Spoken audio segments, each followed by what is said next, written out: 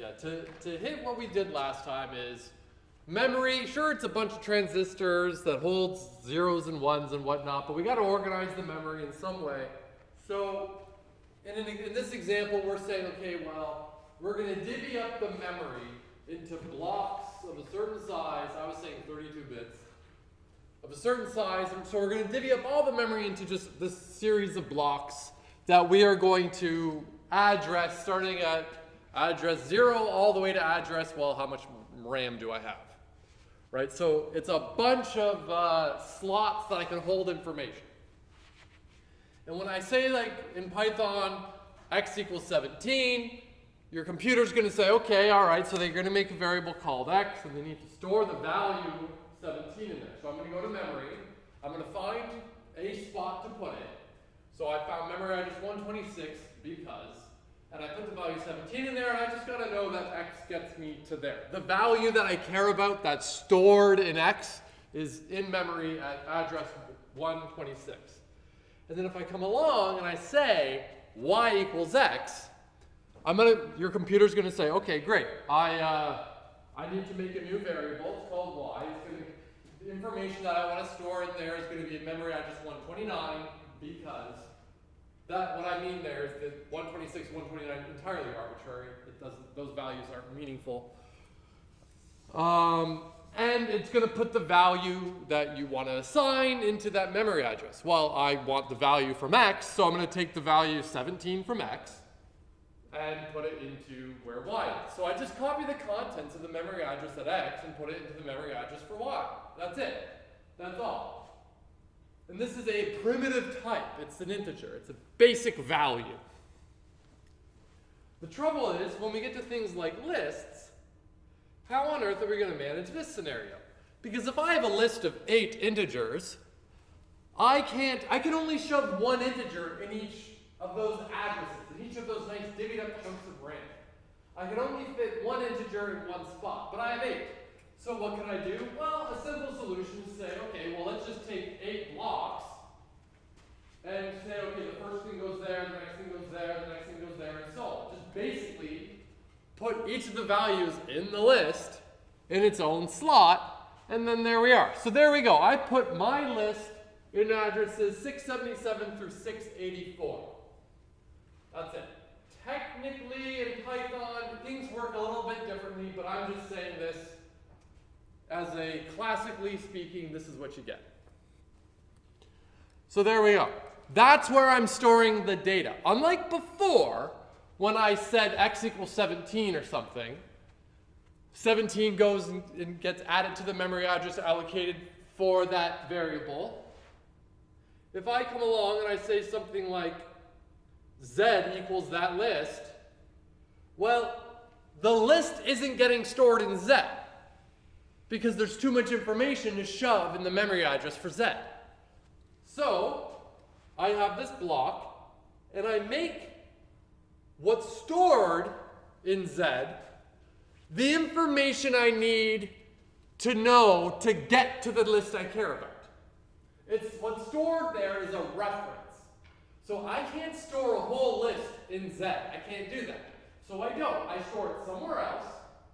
And then I say, okay, z, what you're really going to store is not the list, but you're storing a reference to a list.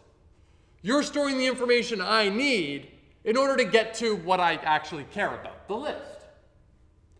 So that's how this is storing it, right? Because you can't fit a list of integers in one memory address. You just can't. And then I made a comment about, well, indexing is like offsets. So if the reference is to memory address 677 and I take 0 steps from 677, I'm at A. So index 0 of Z would be address 677, which is storing the information I wanted, assuming I wanted the A. Now, remember, when I said y equals x, is I just copied the value stored in x and put it into y. That's how it worked. And people always get up in their head thinking like things work way different when you're copying stuff, when you're dealing with primitive types and non-primitive types. But they don't really. Because if I came along and said W equals Z, I create a new variable called W, and then I copy the value stored in Z, which is a pointer, which is that reference. It's the thing that gets me to the information I care about. So I'm not copying any list, because the list isn't stored in Z. I'm copying what's actually stored in Z, which is the reference. So here I have Z and W. They are copies of one another. The variables are storing the exact same information, the address of where that list exists. But the catch here is, how many lists, when I say lists, I mean, I have the list A, B, C, D, E, F, G, H. How many times does that list A, B, C, D, E, F, G, H exist in my memory in this example? Once. Why? Well, because it's right there. I can see it. It's only once. But how many references do I have to that one single list? Two. W and Z. This is what we call an alias. We have two names, two variables that get me to the exact same one single thing. This means that if I come along and say something like,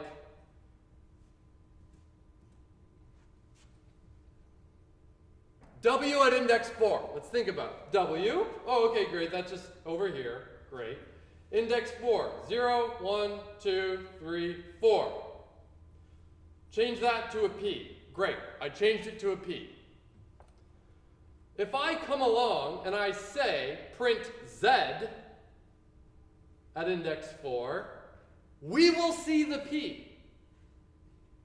Because Z isn't storing a copy of the list. When we said W at index 4, and we made a change by saying W at index 4 equals P, I went and I altered the one list that exists. So when I say print Z, it goes and looks at the list and it goes, oh, this is the current state of the list. It's kind of like saying, and let me just do this example in code so it's very clear.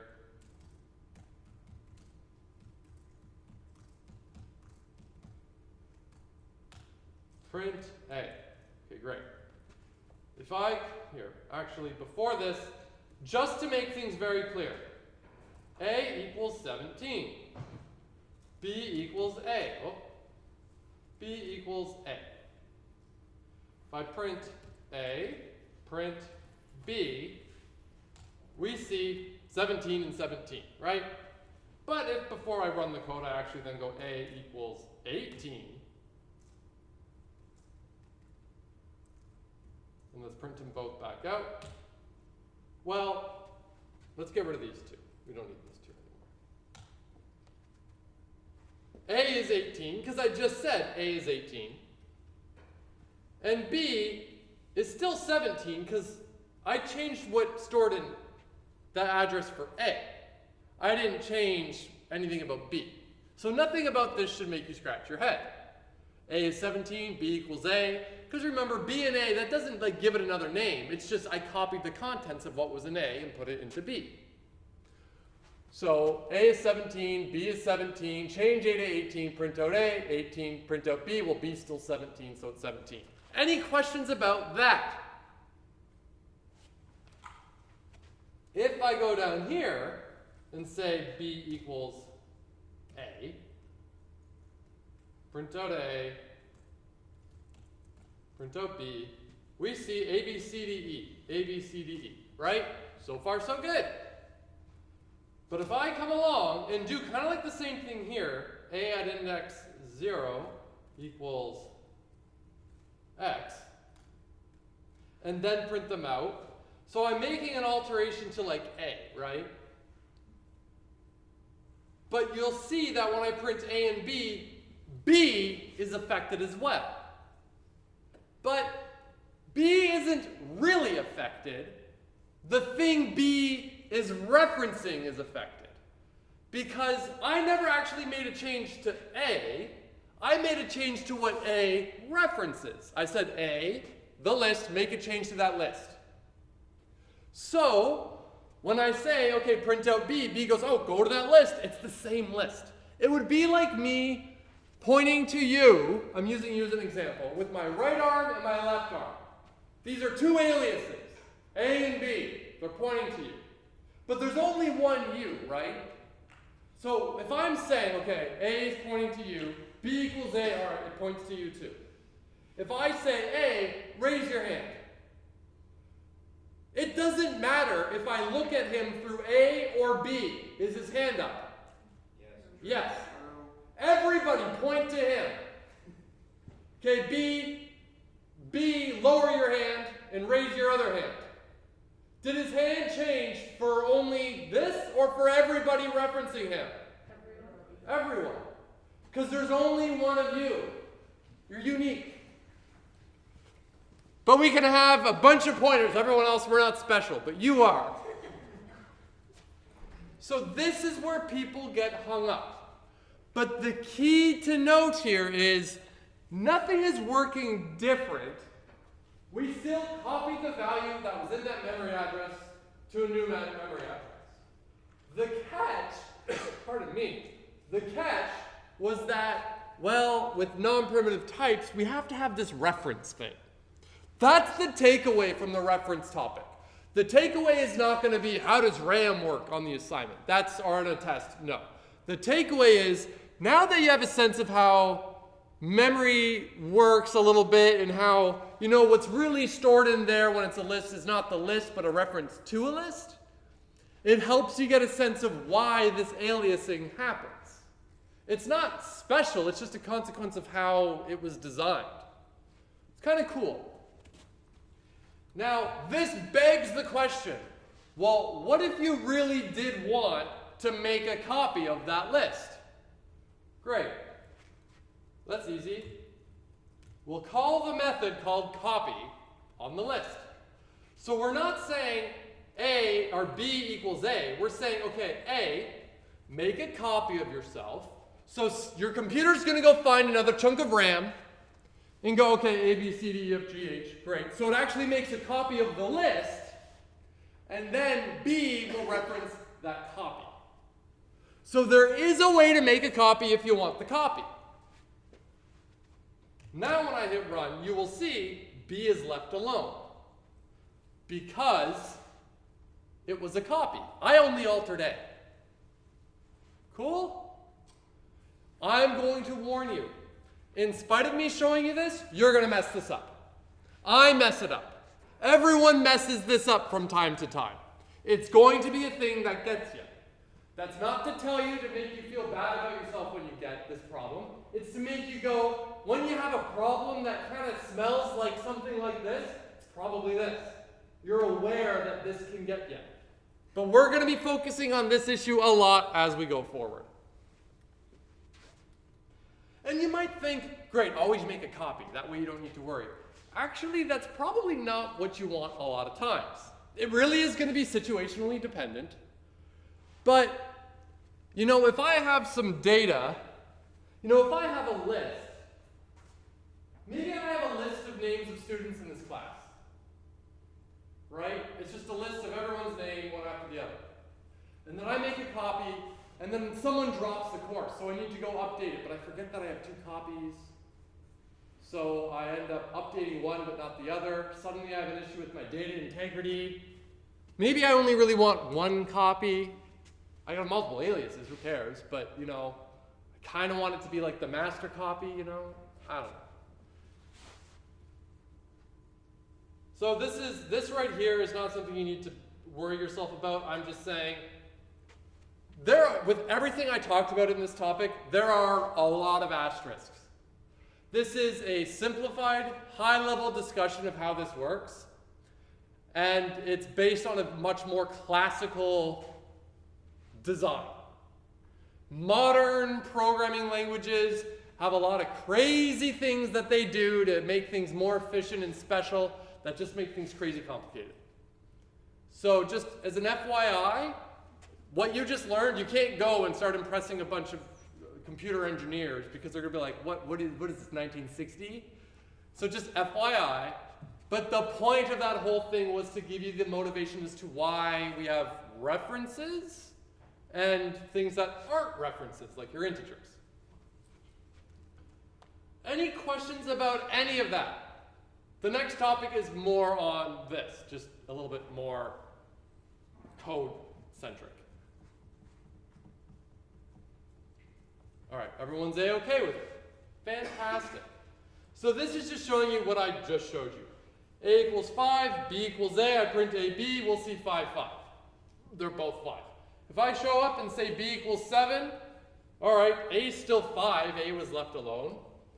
B is 7 though, because we just updated it, great. If I show up and do this, however, A equals 0, 1, 2, B equals 8, print them both out. If I change B to 7, 6, 8, oh yeah, this is a good one. So here we go.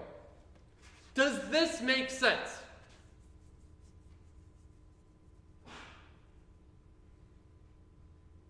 Take your time with it. No knee-jerk reactions. You know what? We can draw this. I'm just going to say A. It's some list. 0, 1, 2. At the back, can you see that reasonably well? If not, move closer. It's a big room. You don't need to sit at the back. So A, there, that's the first line of code. Then I say B equals A. Okay, copy over the contents of B, which is not the list. It's the reference to the list. So that's what we have now. So that's line 2. Print them both out. We see 0, 1, 2, 0, 1, 2. Great. Then I show up and I say, okay, on line 5, B equals 5, 6, 7. So I go, okay, so make a new list called 5, 6, 7. And then B, you don't point there anymore, you're pointing here. I changed what it's referencing. I made a new list and then set B to reference that new list. So in that example, I did change something about B, but A is still referencing the original list.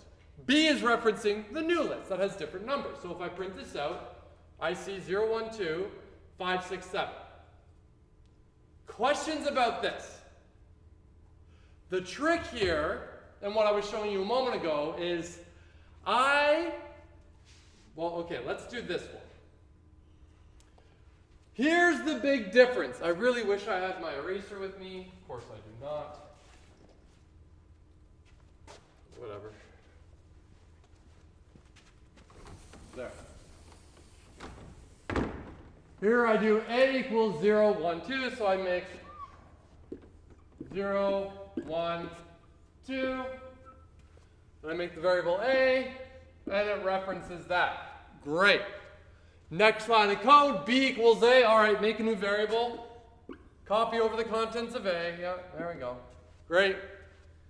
Then I say, okay, B at index 1. Okay, so B at index 0, 1, change it to 99.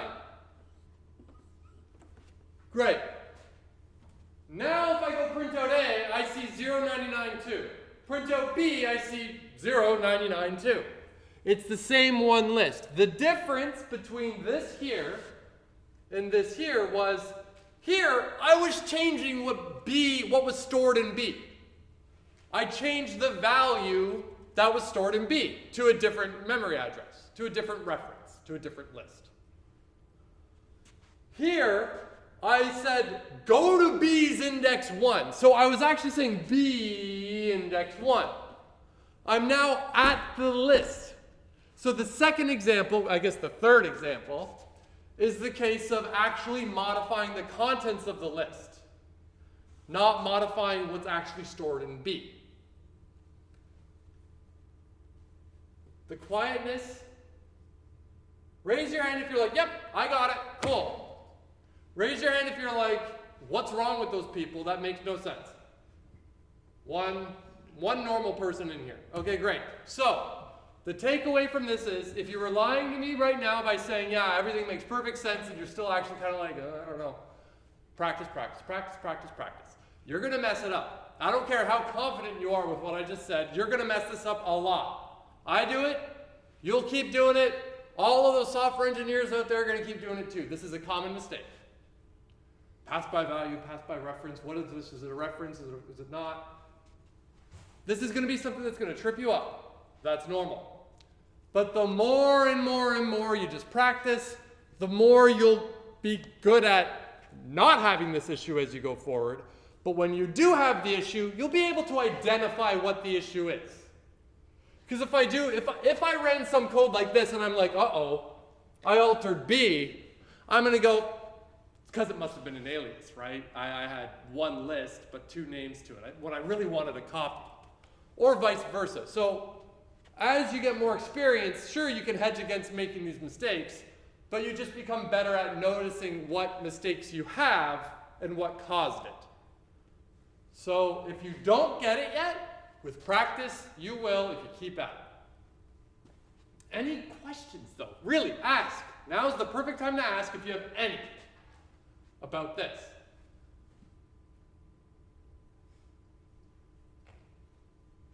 All right. Yeah. Okay, the idea of references and aliases will go well beyond lists and will come up more as we progress through the course and your degrees. It's something you will get used to with practice, but be aware that mixing up references is a very common error and even experienced programmers run into it. Yeah. If you actually want to make the copy of the list, there's a couple things you can do. I like this one, it's a little bit more clear. Here's a fancy way to do it with slicing, but I showed you the copy example. Cool. All right, here, activity time. Create a list L with arbitrary contents. Create an alias to L called L-alias. Create a copy of L called L-copy, and then convince yourself that the one that's the alias is the alias and the one that's the copy is the copy. I'll give you a couple minutes for that one.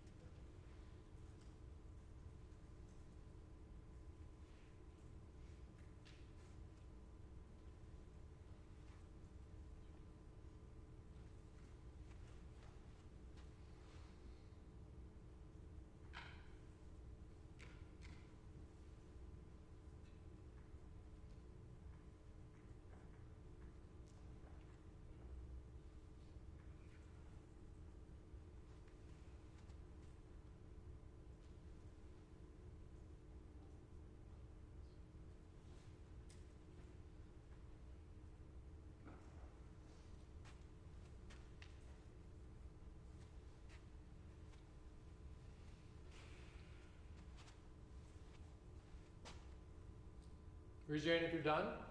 Raise your hand if you just one more minute. No one? All right. So here I've got L. To make an alias, well, that's the easy one, right? Just L alias equals L. Great. That's the alias. And then to make the copy, well, I just showed you an example, L.copy. Great. So now I'm pretty convinced, I'm pretty sure that I've done it the right way, but the best way to convince myself, how am I going to convince myself? Well, if I go and make a change to L, and then I print out L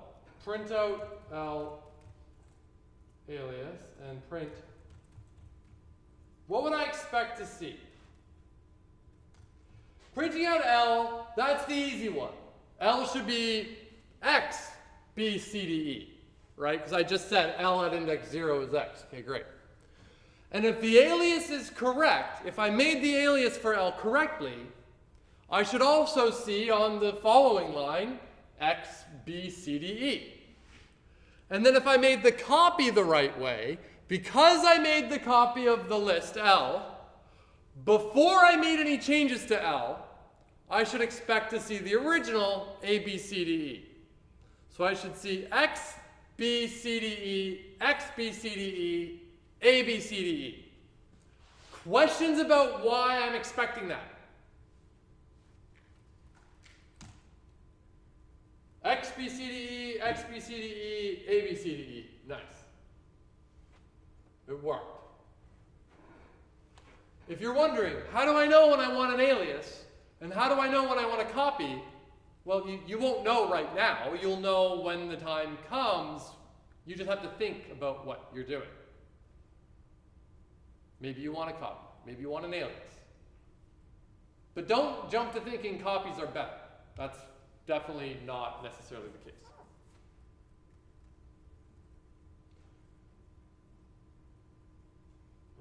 Okay.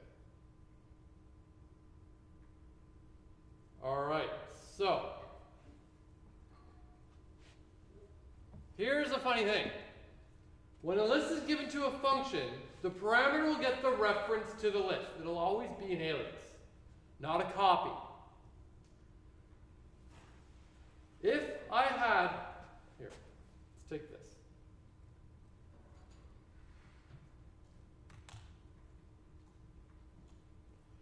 I've got a function add to list. Some list and a value. I give it my list, a list, and 99. And I'm going to the list and I'm appending to the list the value I pass to the function.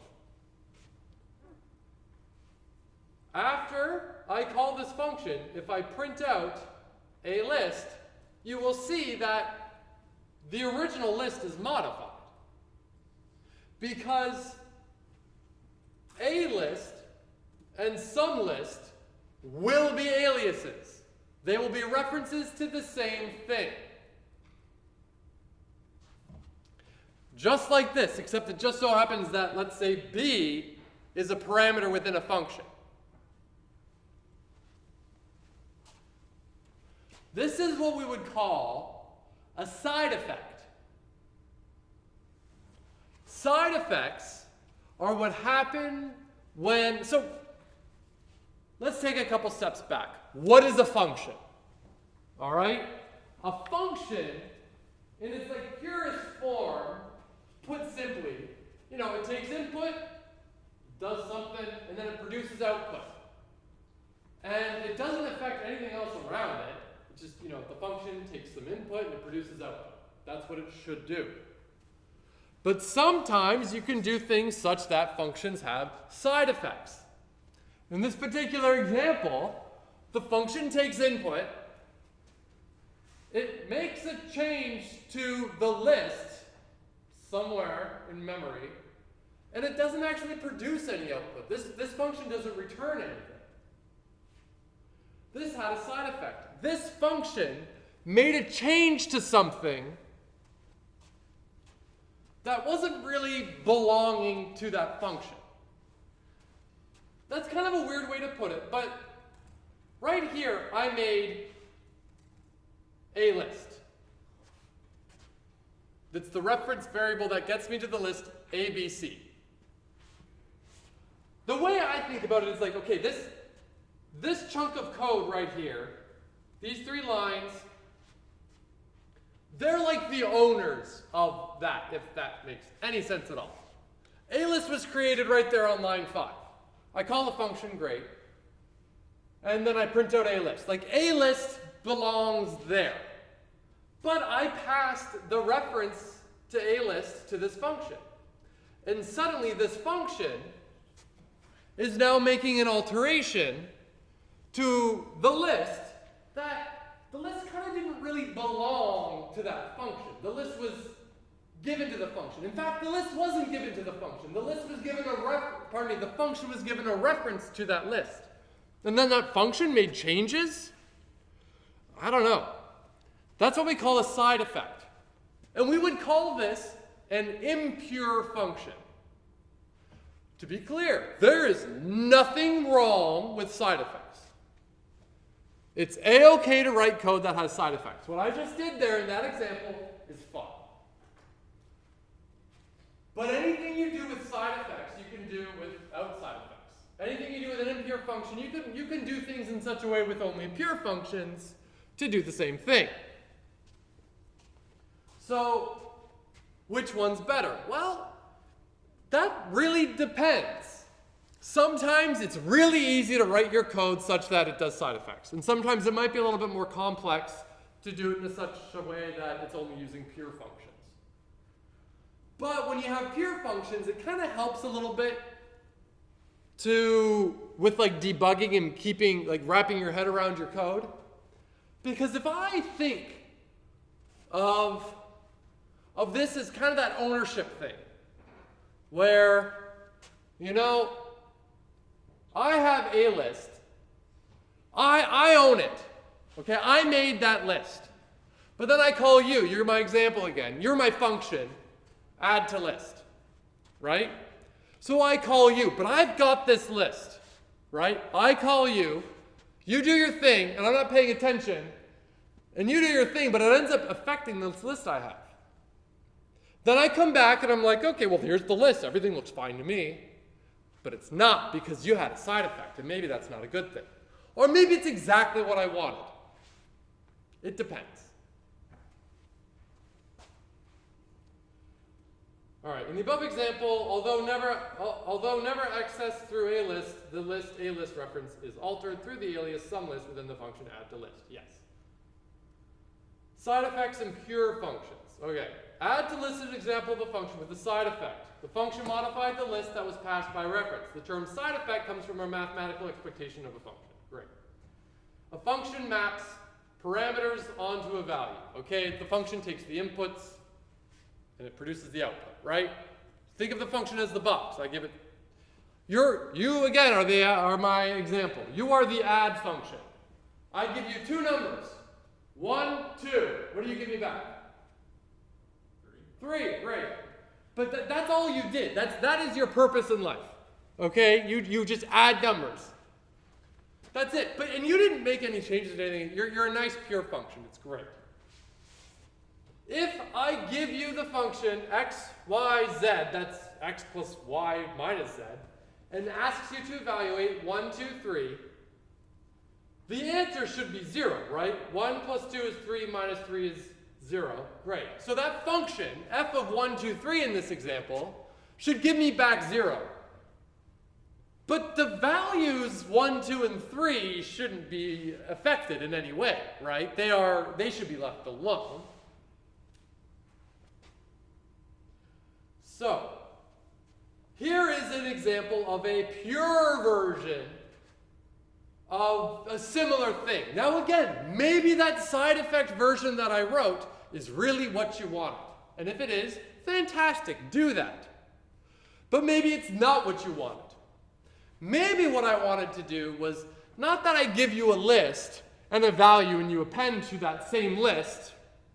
Maybe what I want is to give you a list and a value and then give me back a new list. It leaves the original list alone. Don't touch it.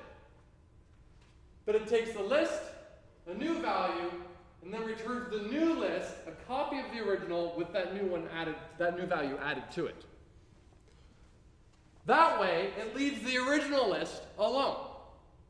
So here's a simple way to do it. Add to list some lists a value, make a copy, append the value to the copy, then return the copy. So this is a function that takes a list and a value, and it's mapping that, it's giving me back a new list with that value added onto it. But it's leaving the original values alone. The original list left alone.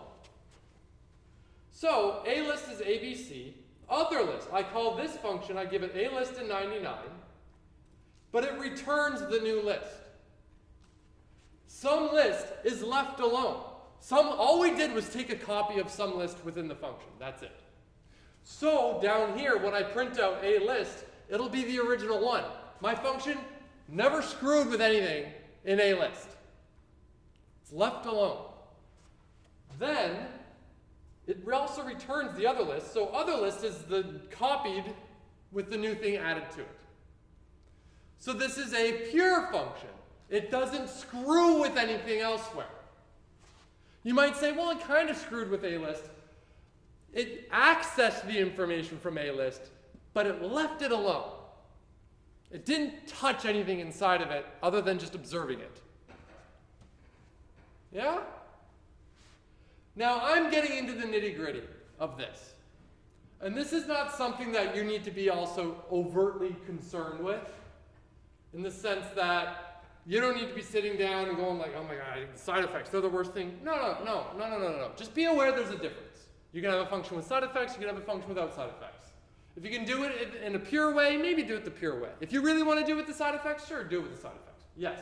So side effects, they can exist for like all non-primitive types? Yes. Anything that has a reference. Okay. In Python, though there might be a way in Python to also screw with primitive type ones as well. In other programming languages. So, here's a little fact.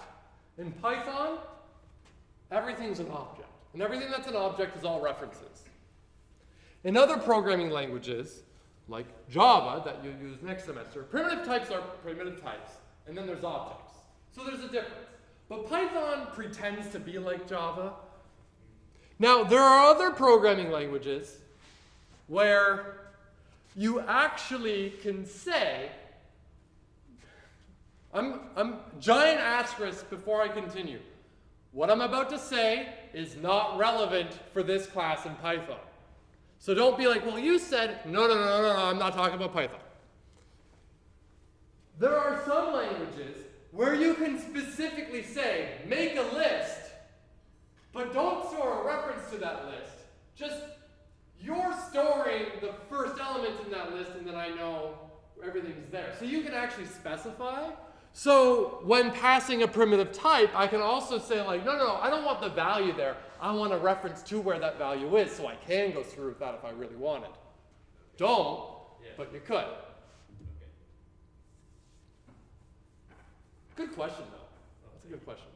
But yes, anything that's like a non-primitive type that uses references. Strings are funny, though. I'm going to warn you about strings. I honestly can't remember the details on strings with Python. But in Java, it actually will. People get mad about strings in Java because strings try to be a little bit like a primitive type, but they're totally not. So when you do something like A equals B, it's a whole thing. But if you were to append something to a string like you did in the first example, it would return it like, without a return, it would print like the modified. So the reason it's going to be funny with strings in this one is strings are immutable. So you can't actually so like here where I was able to go in and modify the list, with strings, it's not even going to let me do that in the first place. Okay. But your head's in the right place. Okay. So here's the pure function version. Great. Some lists trivia, just some facts about lists. You get the length of the list, like you could with a string. You can have an empty list, like you could with a string.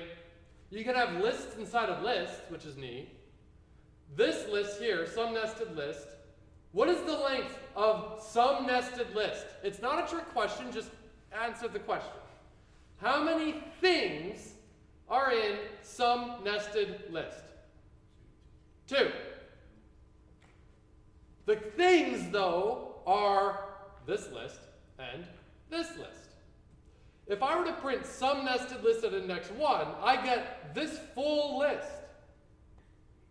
Because the list is a single thing. And remember, it's not even really a list, it's a reference to the list. But here, if I were to take some list at index 1, which is this list, and then index it at index 0, well, I would get A. And that's what's happening here. Go to index 1, then index 0. It's kind of like Battleship, right? You know? None of you played Battleship? You know, like, you need two, like, it's a coordinate. There, even better. Cartesian plane, even better. You never played Battleship, but you know Cartesian coordinates? Come on, nerds. All right. We can append to a list. Now, append modifies the list. So append is a method, though. So this one's kind of a funny one, because you'd be like, well, hold, that's got like a side effect, right? Well, yes, but here we're all happy with the side effect because we told the list to modify itself, because append is like a function, or is a method. So we're saying, hey, list, add to yourself this thing. And it goes, okay, great. So it modifies itself. You can concatenate lists like you could with strings. A, B, you add them together, you get 0, 1, 2, A, B, C. We can repeat lists, kind of like you could with strings. Multiplied by 3, you just repeat it 3 times. Activity. Do I want to do Python? Okay, we're not going to do this right now, but I'll talk through it. Python has some built-in functions. If I go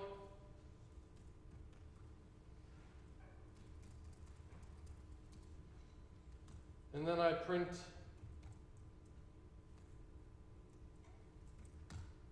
the min of A. Well, it's 0. It's the smallest value. What's the max? It's the biggest number in there. Great. I can even ask the sum. And it'll add up all those values. Great. But just because, you can see me complaining about UPS in my Discord there. Someone had to write this code. It doesn't just exist in the computer knows. No, someone needed to write the code for the function min, and the function max, and the function sum. And those algorithms are actually something you could absolutely do now at this stage. Easy peasy. The min, do a linear search. Keep track of the smallest value you've seen so far. Max, do a linear search. Just keep track of the biggest value you've seen so far. Sum, great. Iterate over the list and keep track of the running total. These are all things you could do easy at this point. You should be able to easy at this point. But the point here is if you use sum, or you wrote your version of my sum,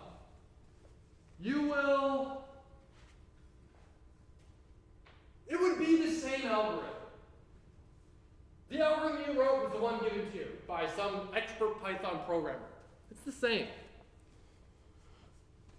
But this is another one of those examples of an algorithm that's going to be, like, how long it takes to run is now dependent on the size of the list. Remember with linear searches, these are all kind of like linear searches. With linear searches, how many things do I need to look at to guarantee that something I'm looking for is not in a list? If I have a list of size 10, how many things would I have to look at in order to conclude something's not in there? 10. What about 10,000? How many things would I have to look at? So now how about this? If it's a list of size n, how many things would I have to look at? Exactly. If it's a list of size 2n, I double n, so it's 2n. How many things do I have to look at? 2n. As the input size grows, the amount of work I have to do grows. And it grows at a rate that is linear. If I double the input size, I double the amount of work.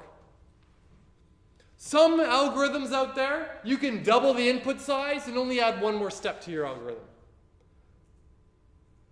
Some of them, you double your input size and suddenly it's 10 billion times worse. depends on the problem in the algorithm. Any questions about any of that?